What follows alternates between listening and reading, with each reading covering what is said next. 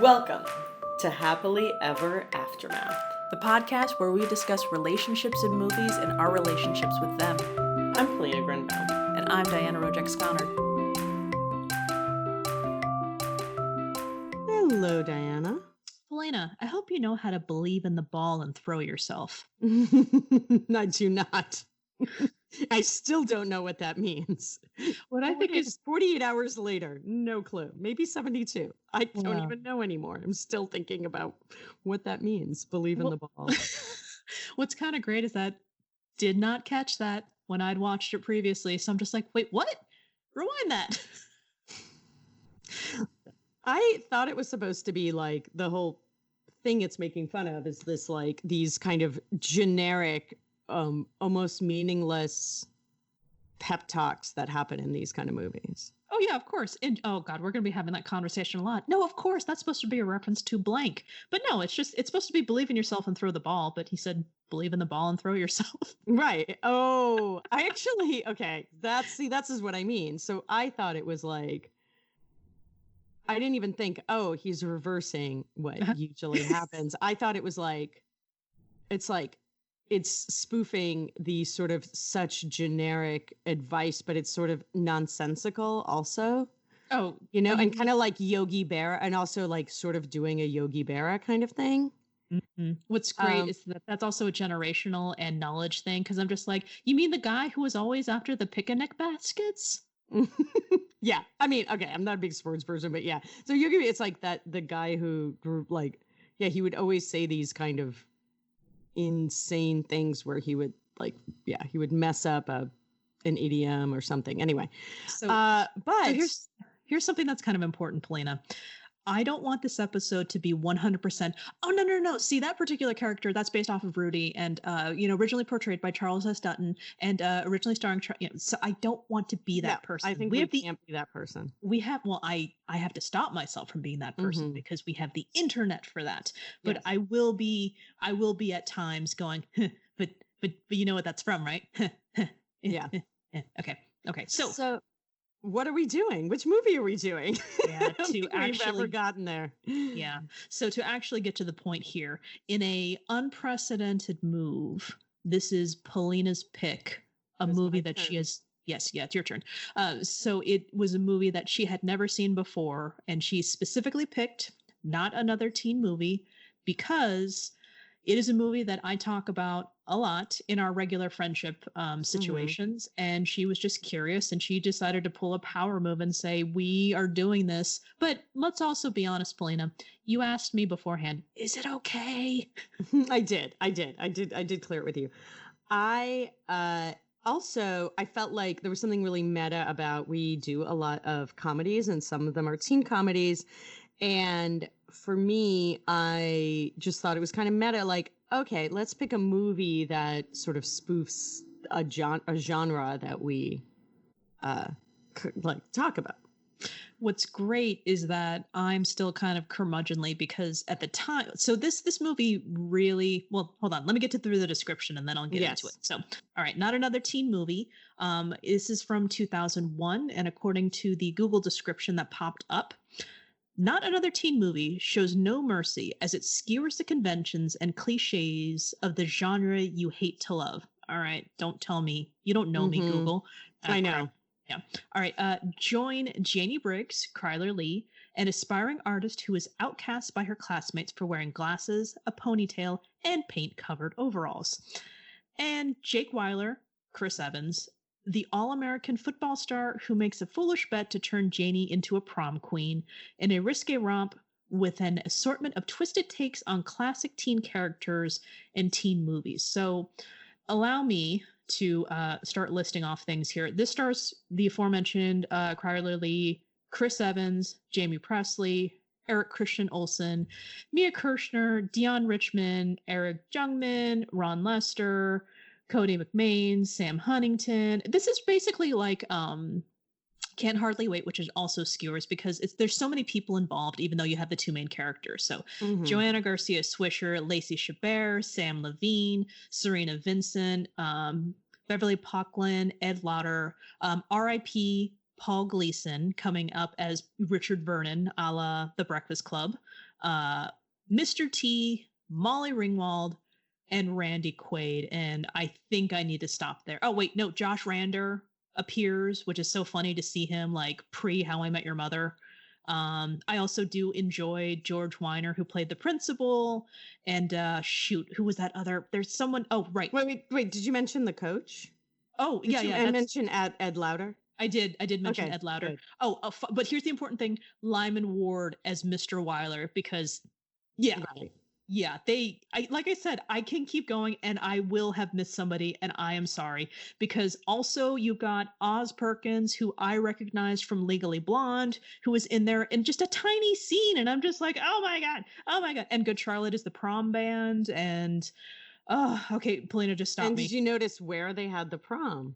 Oh, wait, no, sorry. Melissa Joan Hart is uncredited as well. Damn it. Okay, I'm sorry. Where she is, yeah. Molly Ringwald comes in at the end. I did mention Molly Ringwald, but also Sean Patrick Thomas as Black Guy at Party uncredited. So I just so good. I'm overwhelmed, but that's kind of the point, right? They're just like throwing stuff at you. Maybe. But the prom was filmed at the same as where Pretty in Pink prom was filmed. Was it? Yeah, it was the same hotel. Awesome. Well, of course they were trying to do that. Right. But it was supposed to be the same thing. Yeah. And it was the hotel that you and I stayed at. Oh my God. And so also like the exteriors of the school, I believe, are the same ones exterior for Buffy the Vampire Slayer, the TV show. So I'm just like, I know that school. I'm pretty sure they filmed Beverly Hills 90210 there too. But again, this is just my brain working. I have not done any of the research. I think it's fine. Okay. So, so I can't even ask you why you picked it. Polina, why did you pick this for me? Well, and I think I said that I thought, there's something kind of meta about a movie. One, you talk about it a lot. And you love it, or you seem to love it. And so that's my interpretation. And I was like, I should really, I should watch it just like as a friend. But then I didn't really want to. So I thought, I'm like, well, I have to watch a movie for this podcast anyway. And the movies I have been watching probably aren't really perfect for this. So I'm going to do this movie. But mostly because, and I just wanted to hear what you've thought about it. So you didn't pick it. But Can you tell me what your history with this movie is anyway? An important question, Polina. So what's really weird is that my memory is not great lately, but more specifically, this movie came out in 2001. And I swear that I went to see this movie pre 9/11, but according to the release dates, it came out in December 2001.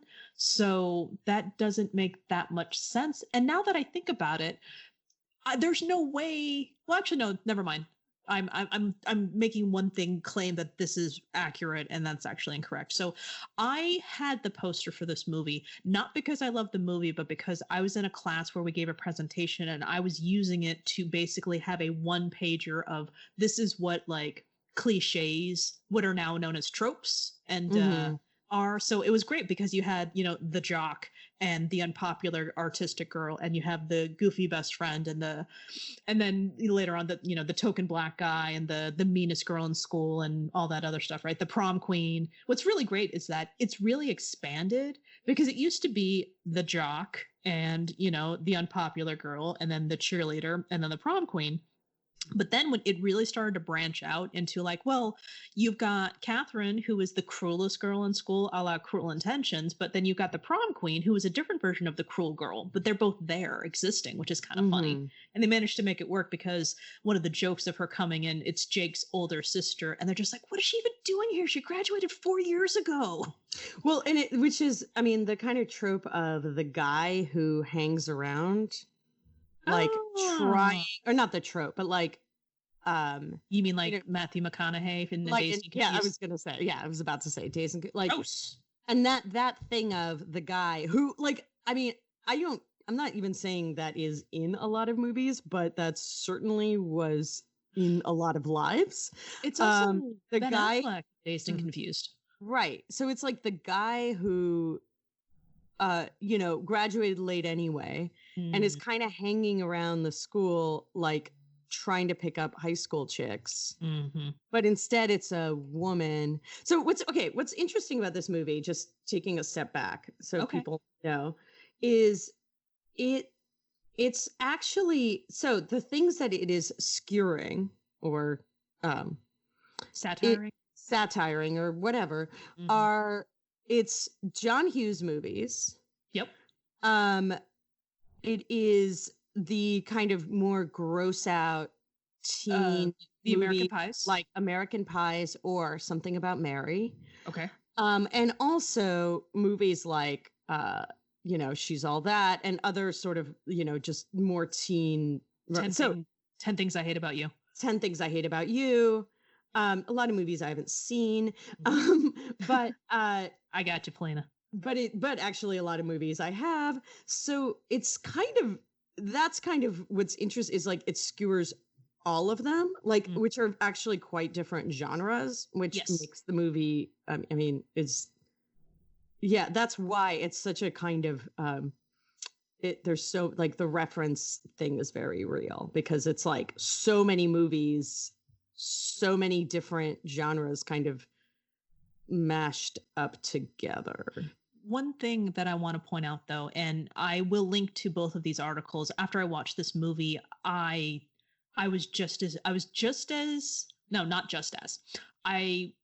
cringe at the parts that I don't like. And the answer is that the American Pie stuff, don't like the blatant teen sex comedies. That was not really my thing.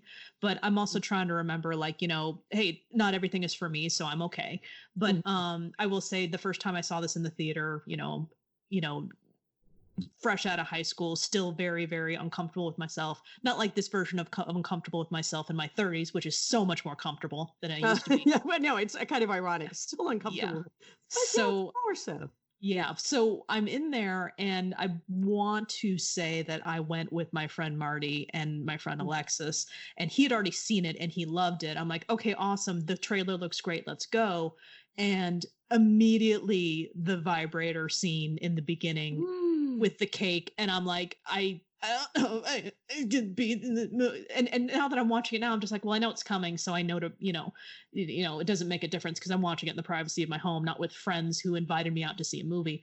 Now, was this a good friend of yours? Like, that's the other thing. Like, I was in a lot of classes with him and we hung out a lot, but like, it's like high school friends that you talk to a lot, but then like once you're out of high school, it's like you try to keep in touch, but then I don't think I've talked to him in years. So. I mean, that's fine. I have like my friends from high school that I talk to almost every, but like I talk to a lot, but like, yeah. But here's my question. But like, had you been to, like, I guess for the discomfort, is this somebody that you had hung out with like before, gone to movies with before? Like, do you know what I mean? Like, is it just like, oh, this is like the first time you go to a movie together?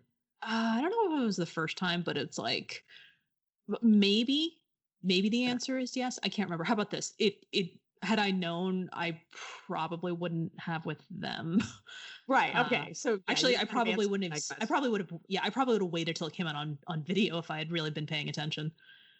So anyway, so when you saw the trailer, like, what was it that was really exciting? Oh, like, what was it that you're like, yeah, I want to go see that movie? Well, I mean, Breakfast Club, Pretty in Pink, and all these teen movies. So on one side, I'm just like, it's making fun of these movies, which I love. And on the other side, I have a very awkward relationship with She's All That, which of course is where they lifted up the most of the plot. And so I don't know if I can find it, but I had written an article for either my local newspaper. Yeah, no, it wasn't the school newspaper. It was for my local newspaper about how movies like that, why they're bullshit, because I was a very bitter girl who was tired of this whole makeover trope. Didn't know the word trope at the time, but I hated the whole like, oh yeah, you just you take the ponytail out and then she's the prom queen. I hate this shit. I wrote about that. So the fact that this movie was making fun of it, I was on board. Yeah, okay, that totally makes sense. Yeah. And then, so what was your whole thing with She's All That? Like, do you want to talk more about that? I just explained it. I was tired of this crap. And it also didn't help that I had to hear Sixpence None the Richer's song on repeat at work. But I like that song now, so. Oh my God. I do too, now that you don't have to hear it like all the time. Yeah. No, but when you're forced to because they want you to listen to, blah, blah, blah, 0.7, the generic. Right. Yeah.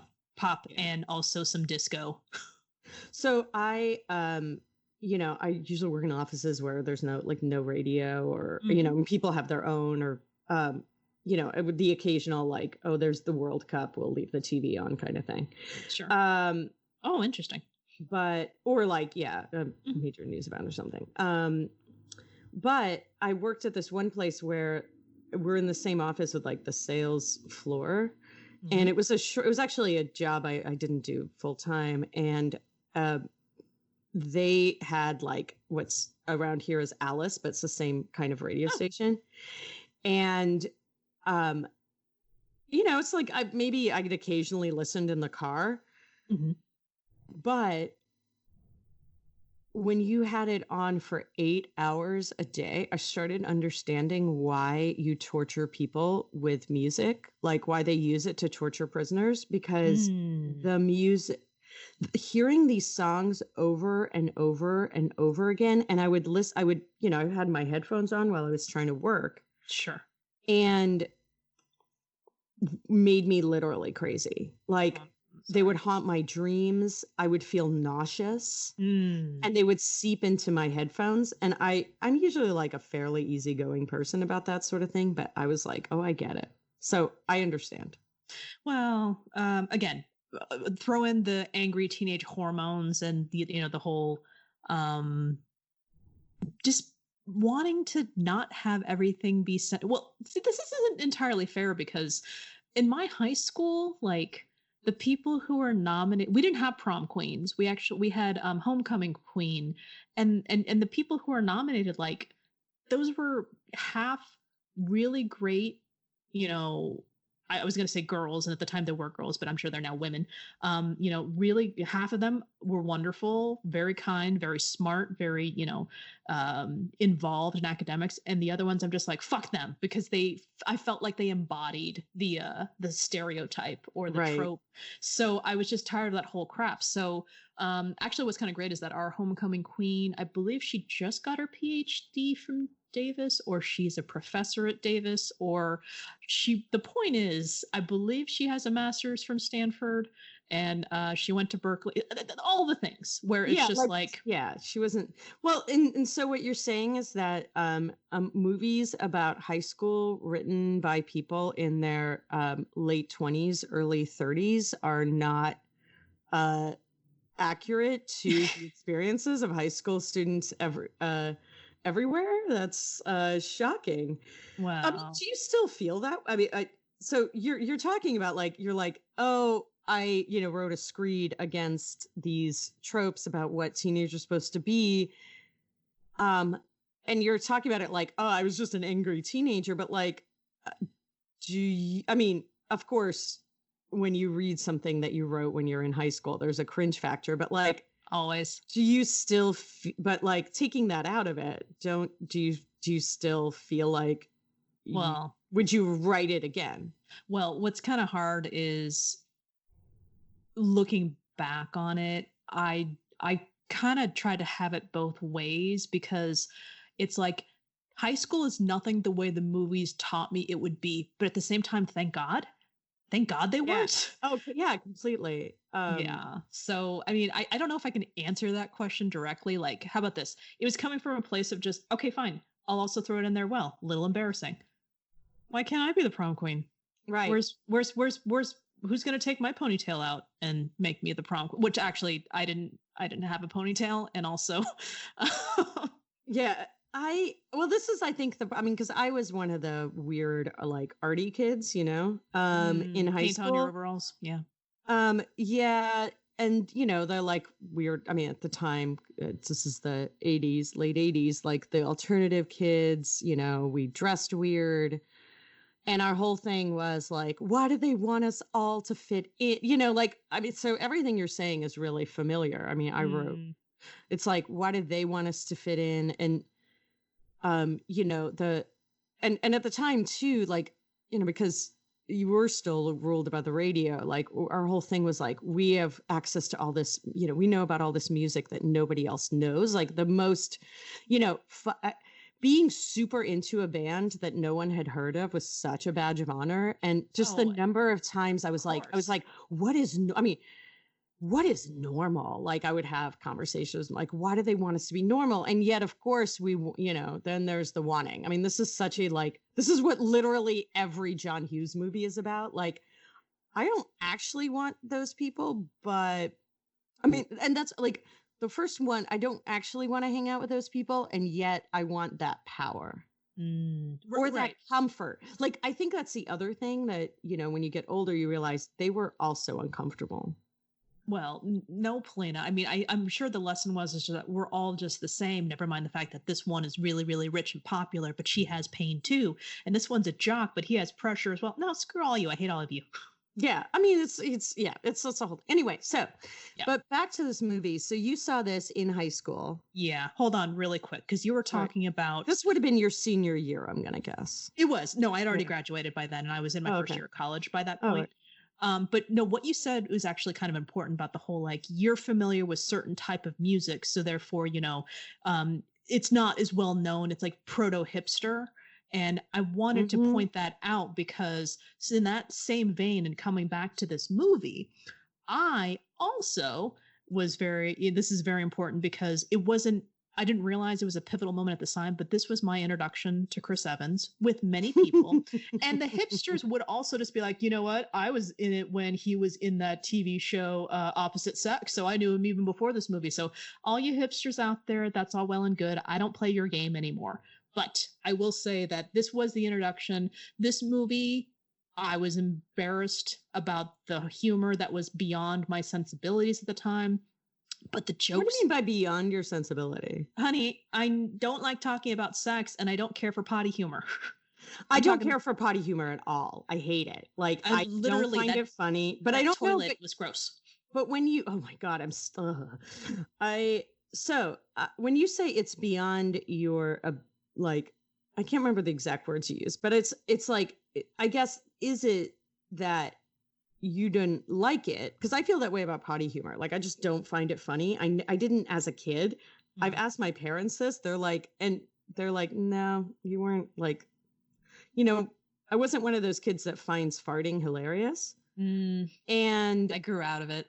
Yeah. I don't know. Maybe because my parents didn't like that, or maybe it was a cultural thing. I have no idea. I don't think I ever really found it funny. But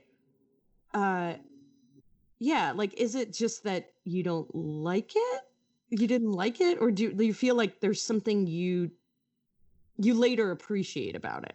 Not particularly, because remember how we talked about how I don't like farce, and I don't know if farce is the right word, but the whole idea about that beginning scene where she's being caught masturbating by her parents, which is supposed to be back to American Pie, but it's just like, it's not only her father that comes in, her brother wanders in, her grandparents wander in, her priest wanders in, and then the kids that she tutors. By that point, I'm just like, well, I'm an empathetic person, and anyone being embarrassed about anything, this is just beyond right now. So it's like my synapses were on overdrive. Okay. So when you first saw it? In general, I still feel really bad when people are embarrassed. I know this is being played for humor, but I'm better at it. It's kind of like your taste buds and how you don't like, vegetables when you're a little kid. Right. Now that my taste buds are now dead, I can deal with this. I loved vegetables when I was a little kid because they were kind of hard to get. But I'm a nerd. Well, I was privileged. Let's recognize. But I think but I guess my point, I think I could not, and I was watching it with Sean. So I liked American Pie, and I liked, I didn't see all of them. I saw the first one. I was like, I'm done. Like, this is enough. And I hate sequels. So all tracks. I'm like, oh, so wait, they took a movie which was kind of edgy, sort of, and then they made it. Now they're gonna have another one where they just take all the surprises out. No, not for me. Not for me. I love Something About Mary. I love that movie. Still haven't seen I like that genre. I actually enjoyed. I mean, American Pie I didn't love, but I was like, I enjoyed it. I thought it was really funny. I never saw Scary Movie. I love obviously the John Hughes movies, but I find it really weird that you like. This is one thing I found very odd about the film. So you're taking a genre, that is about pushing the boundaries of sort of, of slapstick and also good taste and also being like grossing people out. Right? It's a genre about, I'm talking like about American Pie, like the American Pie. We're talking about movies. Okay. Or something about Mary or, where basically it was like, it was taking, or Porky's or whatever. It's basically trying to be really pushy and gross out and be clever about it, or try to be clever about it and try to spoof that and make it, which usually means being even broader with it. And I'm like, what a weird choice. Like to basically try to like push like a genre that is about pushing things further. Cause I watched it, actually I watched it with Sean and my husband, and he, for new listeners, and he like, we were both just like, I was like, please let this end. And it was the first scene. I was so upset by it. It really, like, I was the same way. I just couldn't, the horror and the empathy overruled, which I mean, is why I actually have trouble with some of these movies. I think watching them, like, I don't think it's because I have sophisticated comedic taste. I just can't get out of my head with that. It's nice to hear you say that, considering you are the adult, whereas now I'm just like, I'm cool with it because I know it's happening. But back then you're probably cringing about as much as I did. But if I may, Polina. Well, except that I wasn't with I was with my husband. That's why I asked about this guy, because now that I've seen it, I was like, I'm like, oh, watching it with just like a random male housemate. Now, granted, it was 2001. There were a lot of these gross out movies. There were a lot more. It was just, I don't know. It just doesn't seem to be a big of a genre now, or maybe I'm just not participating in it. I have no idea. To be fair, he wasn't a random friend. It was like, again, we had been in classes together for 2 years, like going through the trenches of AP tests together. So we definitely hung out a lot. But like, well, and I don't know if this helps or not, but he's also gay. So, I don't know if that helps. Maybe. Yeah. No, I guess like I keep thinking, no, but I was just thinking like, if I saw this with, say, if at the time I saw this with like, it was, well, I guess you're older. I was envisioning, and now that I realize that you were like older, it makes sense. But I was thinking, I was seeing like 16-year-old you. If I saw this in the theater with my, bestie, it would be a really different experience than I saw this in a theater with a guy I was in classes with. Right?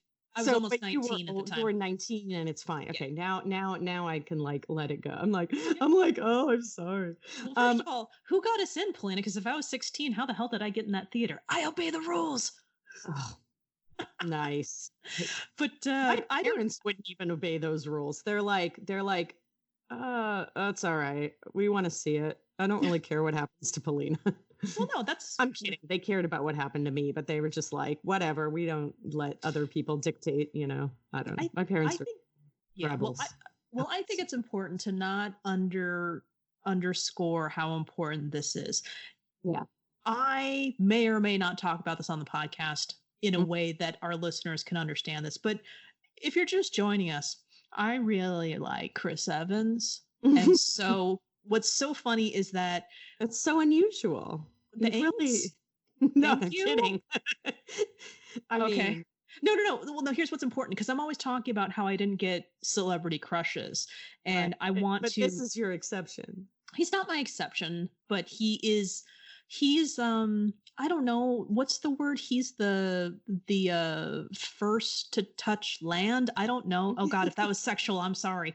But I think it was. But I get it. He's the first one that really like you connected. Like really connected. You're like, oh, I see the celebrity thing. I see what happens. Well, this is the way I tried to explain it to Ryan, and I think after almost 20 years together, he's finally starting to understand because he does not understand it, and I don't blame him because I'm very different. But so my John Cusack, we'll call it an infatuation, whatever you want to call it, preoccupation, I guess. I love language too. So for him in John Cusack movies, it was always, oh, this character, I want him to get that whom he is in love with, and then when he gets his relationship, I shall be happy for him, and then I will find some sort of equivalent with my person later. You know, it was like living vicariously, but I myself did not want, to be the one who got Lane Meyer, or eventually when I saw Say Anything, Lloyd Dobler, or, et cetera, et cetera, et cetera. So what's different about Chris Evans is just like, I didn't realize it until like, 5 years ago that I'm like, oh, honey, I think I understand why Chris Evans is different. And the answer is, I saw him in this movie, I'm 19 years old. And then in the early 2000s, I was going to the movies a lot. So he was in the movie Cellular, and that's when I was in the peak of going to the movies. So the trailer was there, and he's like constantly in my face. So it's like, I kind of think of it as I'm seeing him in like, trailers for Fantastic Four, and then like, eventually I go back and see Sunshine when I'm just like, holy crap, Chris Evans is in this. That's totally awesome. And then like, I'll see the trailers for the Nanny Diaries or whatever it's calling it. He randomly appears in all these different movies. And then I think it was the day that Ryan and I got engaged.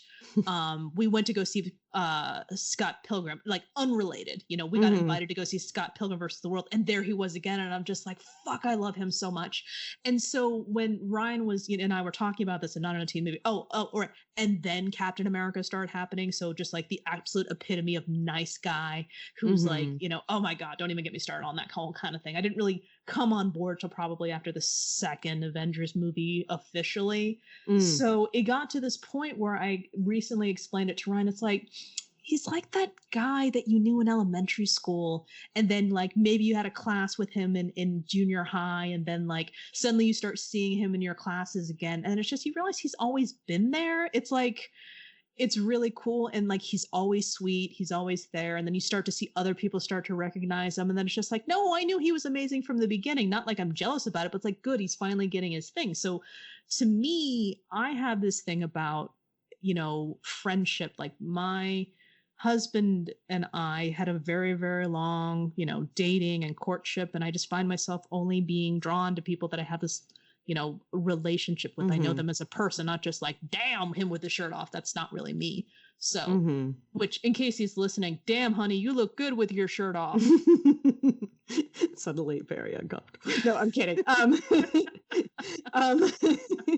I'm like, my entire relationships with Ryan's shirts is just to make fun of him for wearing only shades of bruise. And every time he would try to get, he's like, today I'm not wearing bruise. And I would just look up bruises and be like, kind of a state. You're like 3 days after you get punched in the head. That's the color you're wearing. Anyway, so I'm wearing 2-day punch right now. So. Yeah, I was like, I'm wearing navy and black. So am I. Woo! I realize a lot of people think it's a fashion for pop, but I really like. Yeah. So F you. Plus, you're not going to see me because I'm, can't go anywhere. I also wanted to tell that Polina gave me the option, like, if you don't want to talk about anything, just let me know. So right now, I think I've gotten way too far into whom and what I am attracted to. So red alert, Polina. Let's change this. Yeah, no. I'm happy going back. So, so essentially, how you're describing Chris Evans, which I find hysterical, and your relationship with him is basically how a lot of teen movies, including this one, treat one of the protagonists. But let me ask you a question. Like they were always there, and you suddenly realize, oh, they were always there, and one day you realize, oh, I'm actually in love with them. Oh, him. Oh, him, of course. But let me ask you a question. Wait, how did he get? Oh, wait, but he also. Oh, because I'm the same way. Like Sean and I were basically best friends for over a year and spent all of our time, like a lot of our time together because we worked together and then we also did stuff. And I was often that girl because it takes me a while too. I don't think, I don't know. Yeah. Question for you. Yes. This is the first time you saw it. If you take out that which you don't appreciate humor-wise, did you think this movie was funny? God, okay, so I'm going to answer this in my usual long-winded way. Okay, Polina, we only have so much time. But when I first was reading about this movie, because I was like, why does it have, I was like, oh my God, so, the Rotten Tomatoes score is appalling. But then I'm like, then Sean and I were talking about like, oh, comedies are always really scrutinized. And like, especially then, I think like I think it was only really just starting that like, quote unquote popular movies are like basically are also markers of quality. Like they can be, and that was sort of just, maybe not filtering in, but like basically, yeah, like movies, I think it's too difficult. Like one, you're seeing a movie as a screener. Two, you have to give into a comedy. And you're not hearing other people laugh. I mean, it's a different thing. So I read the Roger Ebert review because I was like, oh, Roger Ebert wrote a review of this. I have to read it. And I was like, oh my God, I was like, oh, this guy, like, there's some, here, I'm just going to read the beginning of it. So 2 stars. I suppose I should be grateful. After years of ridiculing teen movies, here's one that does it for me. It's like soup that heats itself. Not another teen movie assembles a cliche, obligatory scenes, and standard characters from 3 recent subgenres of teen movie: prom, cheerleader, and tasteless sex. Of course, Hughes was a lot better than his recent imitators, but people who know that are like me in their 30s now and won't be going to see this movie. Who does this leave? The current audience for teen movies, I suppose. But if they're dumb enough to like it, why would they be smart enough to appreciate a satire? I'm like, oh my God, what fucking, just like, it pissed me off. But so now reading it, this is exactly how I feel. Like, then I watched it. So there are moments of this that I thought were funny. For example, I loved the beginning when they go to the theater they see the high school, and it says Monday, first day of school, Wednesday, Jack's party, Thursday, prom night, or then the big game. And I'm not quoting this exactly, but then like Friday, the big game, and then graduate, and then Saturday, prom, and I was like, oh, this is really funny. And even like things that I'm like a little embarrassed I found funny. I loved the whole idea of this guy, essentially pretending to be Asian, or I don't know if he was, but that's sort of their thing, was like, and it was just this white guy. And I, the ridiculous, like there were just little things that I thought were really good. And again, I go back to the part, but I found it a slog. Because there were parts, like the parts I really liked were when they were making fun of, like I kind of wish, I think I would like this movie more if they had left out trying to spoof the gross out genre of teen movies. Oh my God. See, I 100% agree, because the gross out stuff, the fact that Randy Quaid's, drunken dad character was holding pies everywhere, and Yeah. there were holes in all the vegetables and all the stuff like that. See, it's just like, I understand what you're going for here, but let's get back to that other really funny stuff when you have certain characters just going over the top. Like, so Christian Olsen's character is the bad guy making the bet with our, Chris Evans character. And I just, honestly, every time he says anything, I want to laugh my ass off, because his facial expressions and the fact that, he's just reacting to something, and it's just like, there's so much going on in the facial expressions and the way they're I always say the acting in this movie. I know that this isn't a movie that people, I'm like, everyone did a really good job. Like, superb. Everyone perfect. Everyone was on tone. This looks like, I will say one thing about this movie. It looks like everyone had such a good time. If the IMDb trivia is to be believed, I did not do any research on this, because I was like, I just want to know what Diana has to say.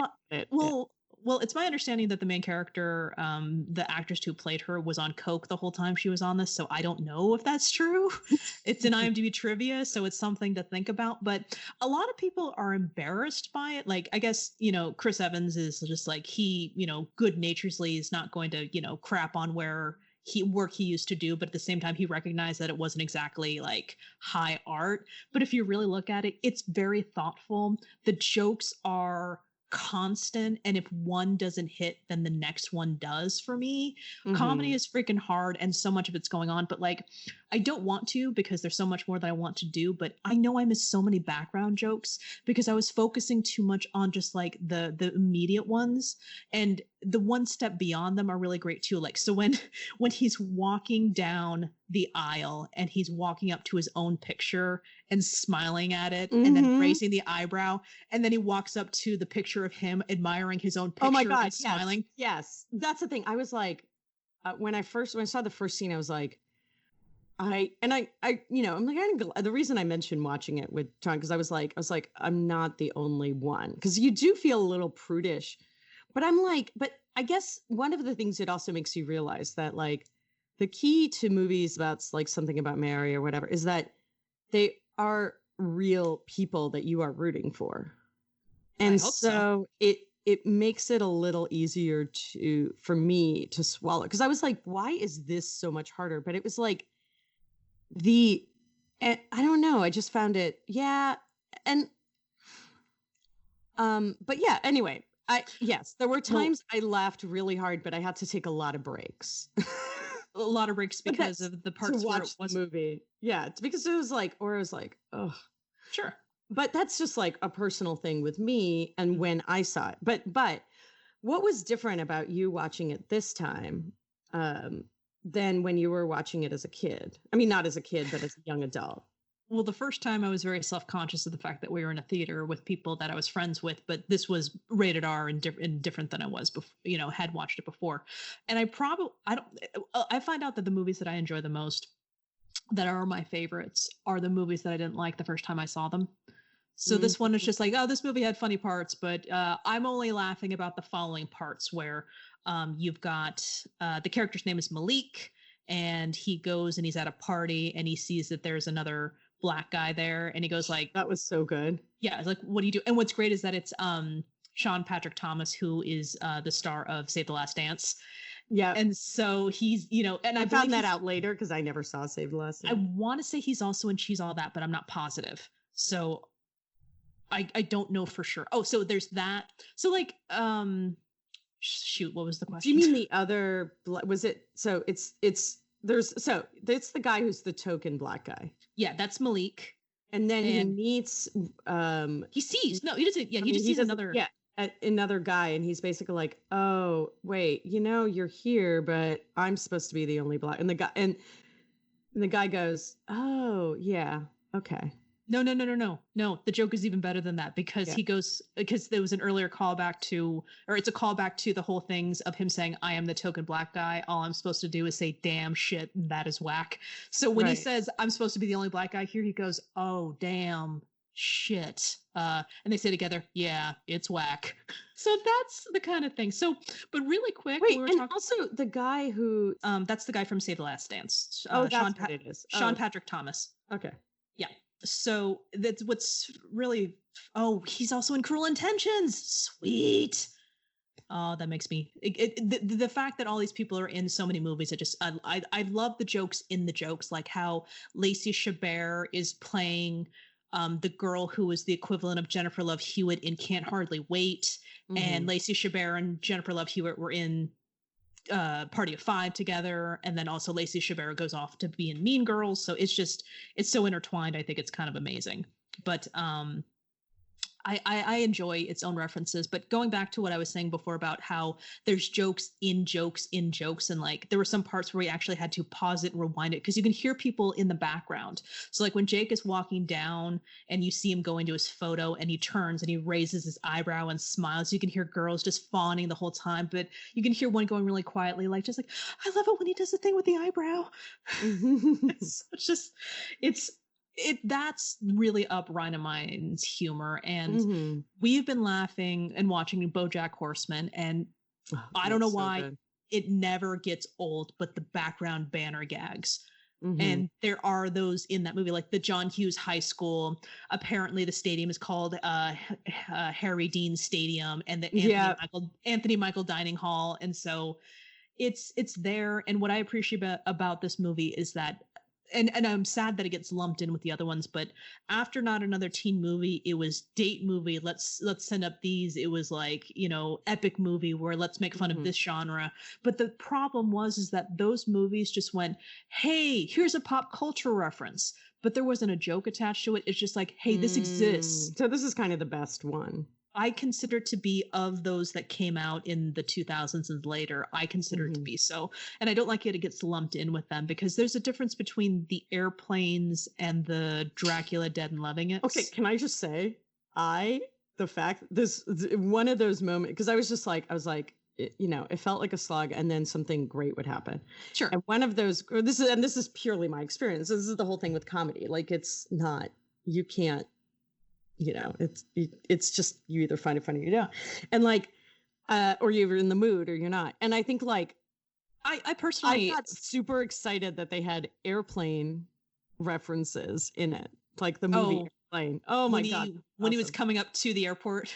Yes. And that was like, yeah. And then I was in, That's the end of the movie, honey. How often do you? Yeah. So you've seen it? Have you watched it like a million times? No. Since. No. Like, how often do you watch it? And when you watch it, what is the, like, do you see clips? Do you ever just sit down like, I've had a bad week, I'm gonna rewatch this? All right, I'm about to blow your mind. So I don't think I've seen this movie more than 10 times. 10 times is a lot, though. In 20 years? Yeah. Seriously? I don't think I can't even think. I think as someone who would watch movies on repeat, and I'm not kidding, I would watch it and then repeat it. No, 10 times in 20 years is not a lot for me.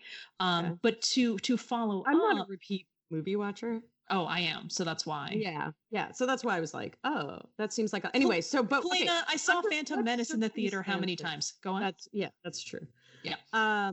But here's what I wanted to get at. To answer your question, yes, there are some times when a certain joke would just make me laugh and I would find it on YouTube and watch it. That's what this movie is to me. I want to see this particular thing right now.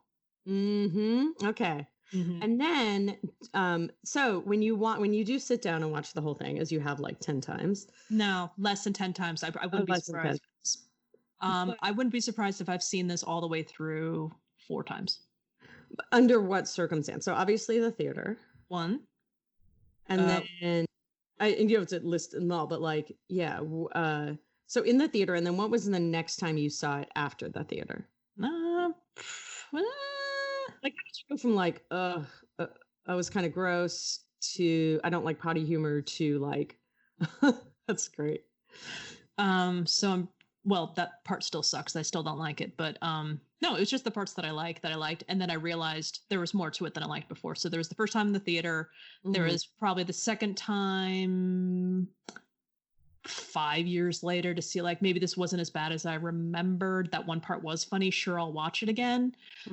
Recently, Ryan and I, not recently, but like since moving into this apartment. So in the last 10 years, probably the third real time watching it was we just kind of wanted to watch it, and then it magically clicked. Oh my God, this is so much better than I ever gave it credit for. And then I rewatched it for the podcast.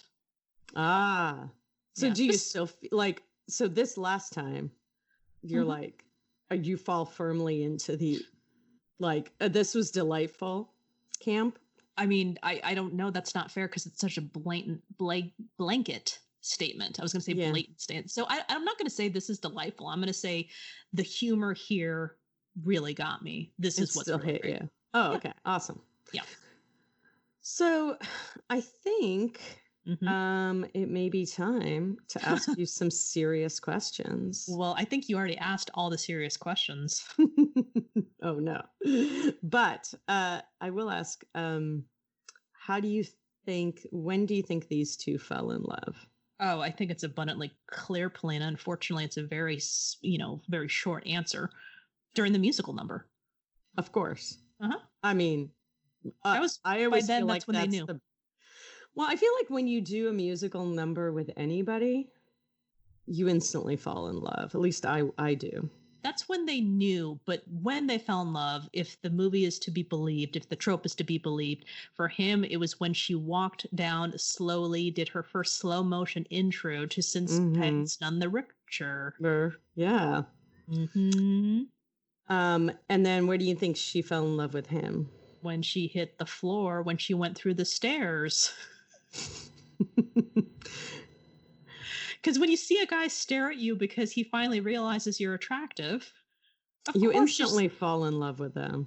Well, it was definitely before the part where she's reading the book, How to Date the Popular Guy While Still Maintaining Your Rebelliousness book. I was like, she's me. That would be me. Like, oh, I'm conflicted about something. I'll read a book about it. There it is. Yeah. I'm sorry. Do you have any analysis about this, or are you just gonna? No, no. I mean, I guess if I'm going to be serious, I thought about this. I was like, I think it has I think she's like, I can't not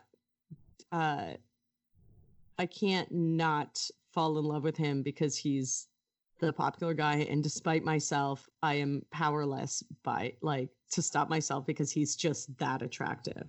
I mean, not necessarily with that color hair, but he had to match his hair to Freddie Prinze Jr. and she's all that. So, okay. I don't know. I still think it was, Chris Evans is Chris Evans. He's baby Chris Evans too. Oh, yeah.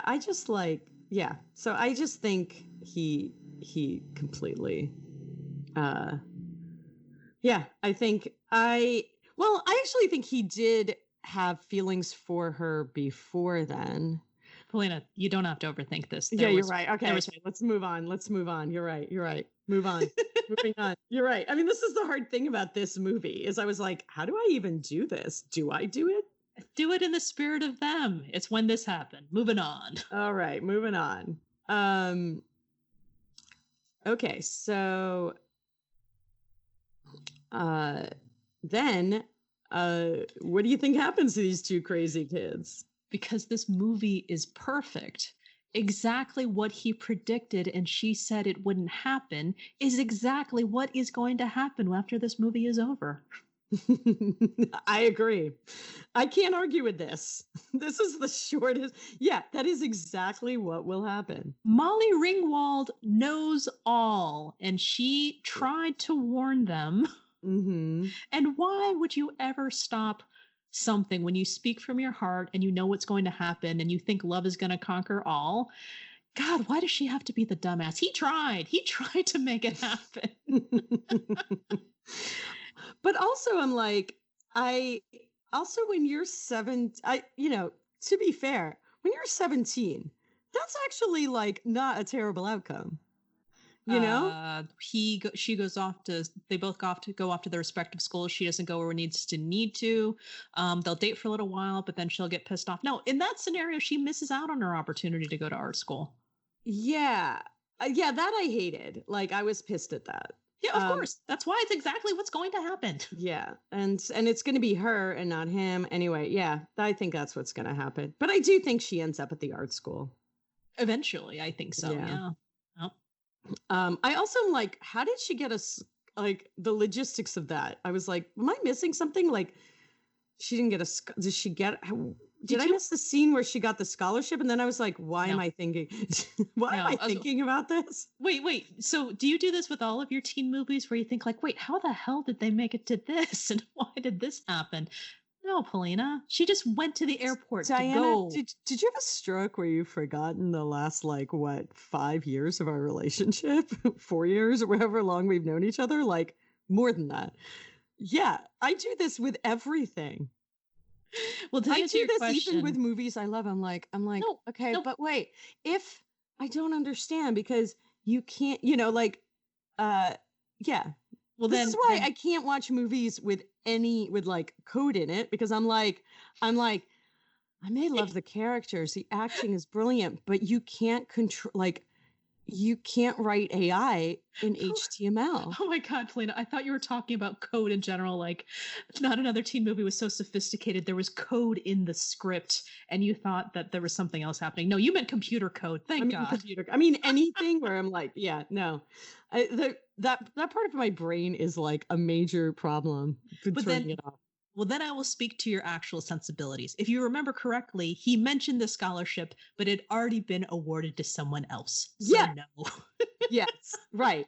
So how did she end up on a last minute ticket to Paris? I'm going to say she emotionally got on a plane, and you could do that. Yeah. When this movie was filmed, you could do that. That's true. And you could. That's the other thing. That's so funny that it came out after it was filmed before 9/11, but it came out after. And I was like 2001, and they have this scene at the airport where you can run into the airport. And that must have been when you're watching that if you're watching that movie at the time and you were flying a lot or flying at all. Yeah. That must have been so bizarre. Well, it kind of transcends that as well, because I knew the part about Malik and the whole, I am the token black guy. And again, I had to remind myself that just because something exists, they're satire, it's satire. So they're pointing out something that exists. That doesn't make, pointing it out inherently bad. The thing they're pointing out is bad, but the fact that they're pointing it out is not bad. So I had to be like, okay, calm down, Diana. The police are tasing her right now. And I know we are in a place right now where police brutality is large, but at the same time, let's remember. This is supposed to be funny. Let's just remember the context of this. He's singing Janey's Got a Gun while trying to woo her, and it's not working. With disastrous results. Right. Yeah. That's true. So to answer your question, I don't know how she got on the plane, but it pivotal. Doesn't matter. No, it's how we got to this wonderful dramatic moment of how he manages to overcome his problem with throwing a football. That is true. That's how she ended up. And it hits her. Yeah. Anyway, because he was able to aim it properly. He threw himself, Polina. I was kind of hoping that would happen, because I was like, oh God, is she going to get hit in the head with a football? Because I'm also traumatized by, balls flying at people's heads. Brady Bunch? No, actually playing field hockey. You guys didn't do this much of that on the West Coast, did you? Did you play field hockey in gym? No. Wait, no. You would know. No. You would know. I got whacked in the shin with a hockey stick in junior high gym. This is really not the point. Okay. Yeah. I mean, that would be nice. The pain of field hockey. Okay. So, and the point is, not another teen movie. Mm-hmm. Not my traumatic gym incidents. I mean, if it's related to the movie we're talking about, sure. It's not. No. Oh, okay.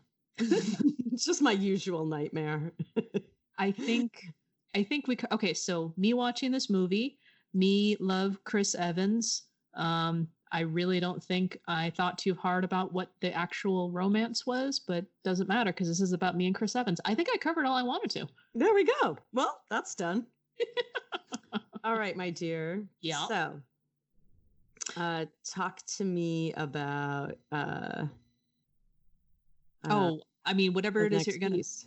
Well, Yeah. I'm actually going to interrupt you right there because instead of talking about what we're going to do next, which I will get to, I have this like conundrum where I haven't been sleeping very well lately. Oh, I'm so sorry.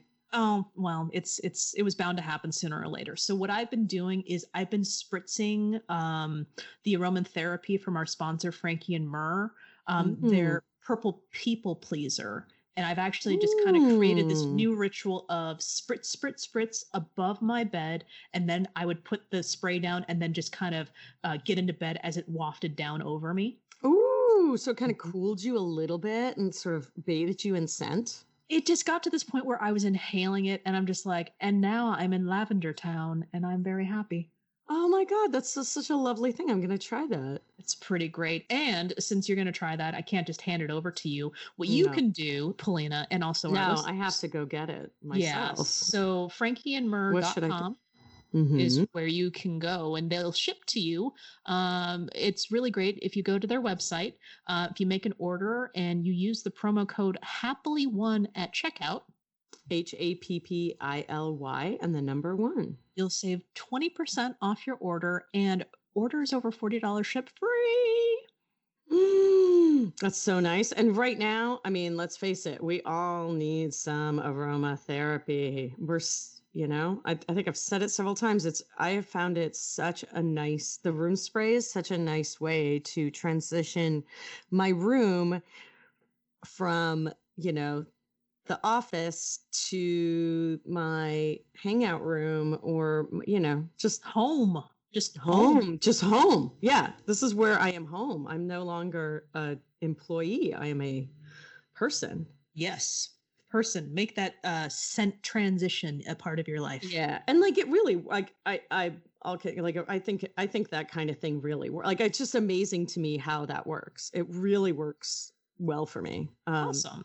It just gets me very quickly into another phase. And I'm going to try Purple People Pleaser. That is very exciting. I love it.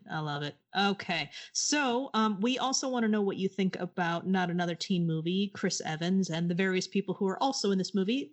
And they are a lot. So you can find us on Twitter and Instagram at HEAMCast. HEAMCAST. We're on Facebook at Happily Ever Aftermath. If you could like us, follow us, whatever it is that their particular platform has you do so you know what we're doing, we'd appreciate that. Polina, you had said what's happening next time, and I will tell you now. Okay, don't be that excited. Yeesh. What's kind of interesting is that we got to this point where Polina assigned a movie to me that she hadn't done. I had sworn revenge, but I'm going to put revenge on snooze for the moment, and instead, because it's best served cold, as we all know.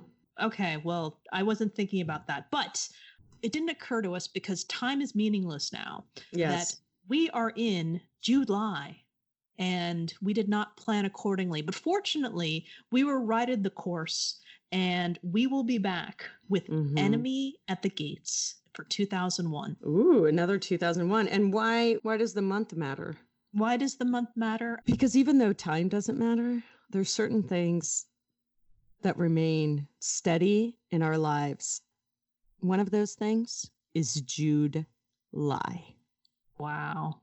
Time is meaningless, and so many structures, literally and figuratively, are being upended. This got really deep. I just wanted Meg back, and Ryan wants to be on for it too. Perfect. We'll be back. I'm very excited to have Meg back. I have not seen Enemy of the Gates, or maybe I have. I don't know. I'll save my story for the episode. A very different movie. Very different movie. Spoiler. That's us next. I'm excited. We did Not Another Teen Movie. We'll see you all next time. Until then, bye. Bye.